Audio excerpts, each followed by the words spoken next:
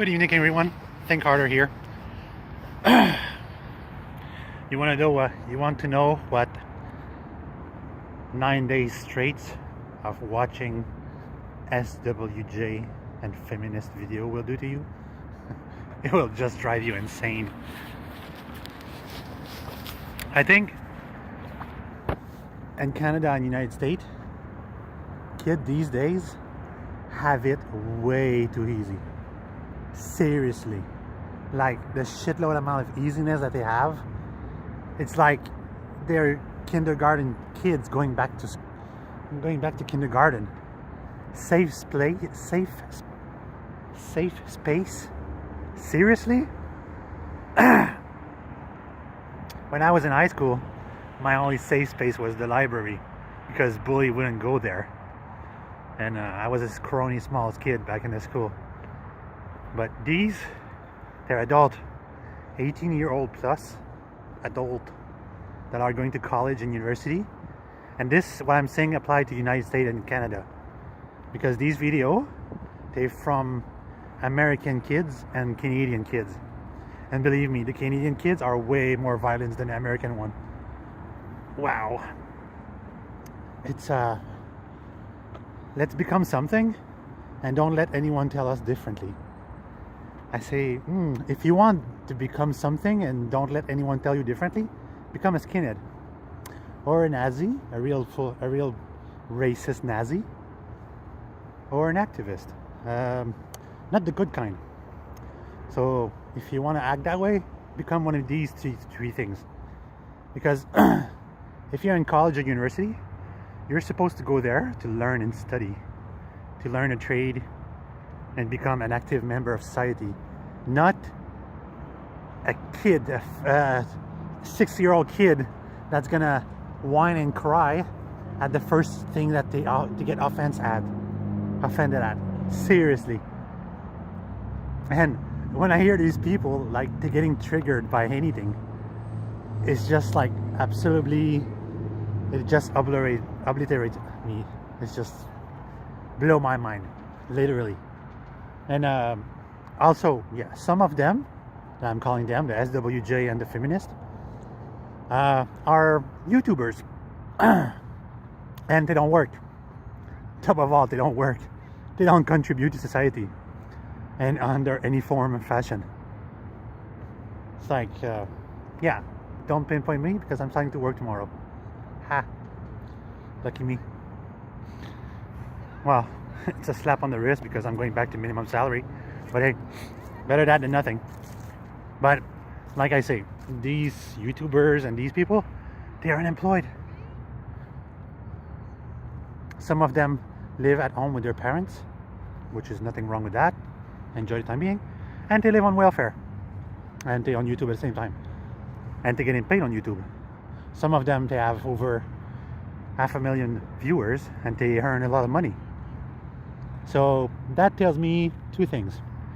Either this bullshit is an entire conspiracy, a mass brainwashing propaganda, where there are leader and that groups, and the worst of all is like some of them are being taught this in school and in college and university. I saw one guy who's a journalist on YouTube, and he went to university and he went to the feminist class to see how it goes, and he said one thing and they start acting violently towards him and very hostile. Wow, way to go. That is not feminist. That is not what being a feminist is all about. A feminist is three things. A feminist is a woman that wants equal rights towards men and women, equal pay, and the woman have the right to choose if she wants to be aborted or not. It's her body, it's her life. It's not somebody else's decision to decide if she's going to get aborted. That is the three main quality of a feminist. And here in the United States and Canada, they have nothing to do because all of these things are past. Woman makes more than man. Don't come and tell me otherwise. A lawyer, a female lawyer that lives in Montreal, She lives in those high-rise skyscraper building. She pays $7,000 a month for an apartment. She earns $200,000 plus a year. Yeah, come and tell me equal pay. That's much more than equal pay. That's way more than I make. So don't bring that bullshit to my face. If she wants to be aborted, that is our given right. And here, it is a right that is respected. Sorry, again, I came back from supper. My throat still hurt. Even though I diluted my drink, it's the spice and the food. Anyway, yeah, I have to quit eating so much salt. Back to subject. If you want to be a feminist, if you want to be a real feminist, you're gonna have a strong mind, a high intelligence for a woman, and if you really want to be an activist as a feminist, you're gonna go in the Middle East and Pakistan and China and the country where women are mistreated, killed, and considered like second life to a dog. You're gonna go there and make the right of women be active over there. Seriously, not here. Here it's already done. It's passé. Stop pacing us. Stop bugging everyone here with that subject. It's already done. It's an other country that they have problems with how the women are treated. This is where a real feminist should be, working on equal right in other country. Not here. Not here. Consider the Muslim. Here, if a little girl, a 16-year-old, 17-year-old girl, says she's a feminist, she has no clue whatsoever what a feminist is. All she wants is, if somebody ever get close to her or talks to her differently, she's gonna scream out rape when it's like utter bullshit. Seriously. Oh yeah, and worst of all, there are men feminists. Whew. My mind is blown. Men feminist. Seriously. I'm all for women's rights and all these things, but I'm not a feminist. It's not my daily obsession. Seriously. You're talking to the biggest perv here. I watch porn on a daily basis, so don't look at me for like, oh, you objectify women. Yeah, I worship women. There's a difference. I just don't objectify women. I worship women. I thank God every day that He put women on our planet because they're such beautiful creatures. And men equally. There's some men that are very nicely attractive. So don't look at me for a role model. Just don't spread the hate towards your label. Calling yourself this and that, and then you have to shove it down people's throat. No, that's not how life works. That's not how reality is. I don't care what sex you are, whatever you call yourself. You're a man or you're a woman. Period. That's it. That's all. Like when you start to protect someone, shelter their feeling because they consider themselves binary, non-binary, transgender, tranny, whatever you called it. No, that's bullshit. Sorry.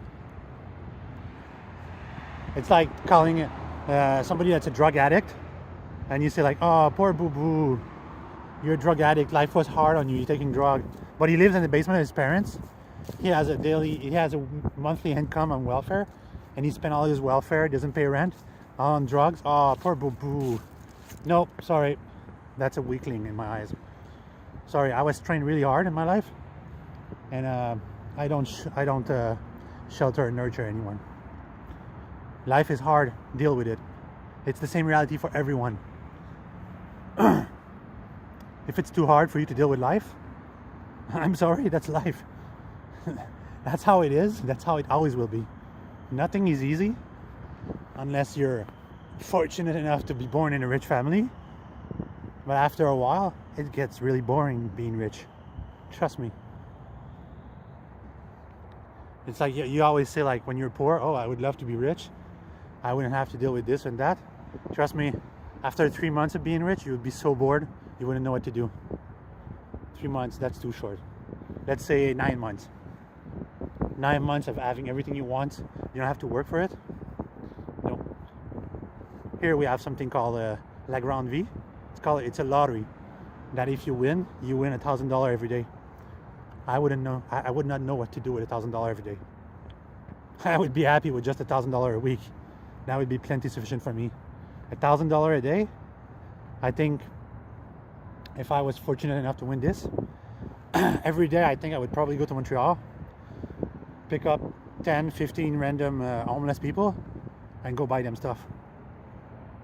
I would go and say, you need a winter jacket, you need boots, you need socks, let's go shopping. I don't care, I got $1,000 that's come to me every goddamn day. You know, that's what I would do if I was fortunate enough to win $1,000 a day. It wouldn't be just all about me. My life is not just all about me. I'm sorry. I just don't care about just number one. There's other people on this planet, and I think the most rewarding thing in life is when you leave something behind that people will remember you for a long time. Not for a screaming little whiner that considers life so hard that he doesn't want to deal with it. And each time something doesn't please him, he calls like oppression. No, you're not oppressed, you little bitch. You little pain in the ass. And that applies for male and woman. You're not oppressed. You just don't know where you put your time and use your time, your free time, as a constructive value. You want to know two people that put their time to constructive values? The Amazing Atheist and Mr. Rebzion. They spent how many years growing their channel, dealing with their parents, that they were really oppressed by their parents because they don't have the same religion value as their parents, and they grow up their channel to be more than 1 million viewers, and they earn how many $1,000s a week. Last I recall, when I asked them if they were doing something with their money, and I asked them if they do charity work, both of them and say yes, and they send me proof. Say, yep, yeah, we help people with our money. Say, we're fortunate enough, we do share. I say, okay, I'll take your word for it. I'm not gonna go any further. Just gonna take your word for that. Me right now, tomorrow I'm going back to work after 2 months of jumping from one job to the others. I'm grateful that I managed to be selected. Selected, that's a big word, because I pulled out some string. I had to go see some old friend that was retired and annoyed him, say like, dude, you know, I look at every resource I had, and I had to go pick that one and says like, can you give me a job? And he said, yes, we're looking for people over there, you can go there and you get a job. Thank you very much, I'll be more than happy, and I'm gonna shut up about my situation and be happy I'm gonna work.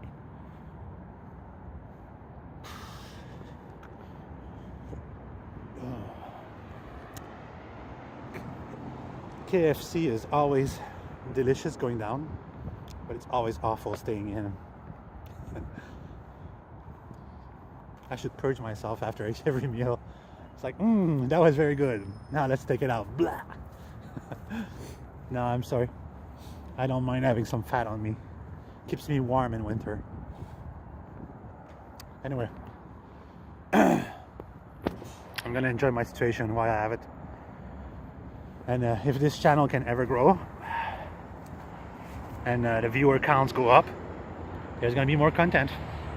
And I want to join teams. I'm looking with other people here, and I'm sending mails here and there with other people's on YouTube and asking if I can join them. And like I tell them, say like, don't judge me just on what I'm doing right now, because I don't have anything. I don't have a team behind me to write extensive and long speech. And I'm a one-person channel.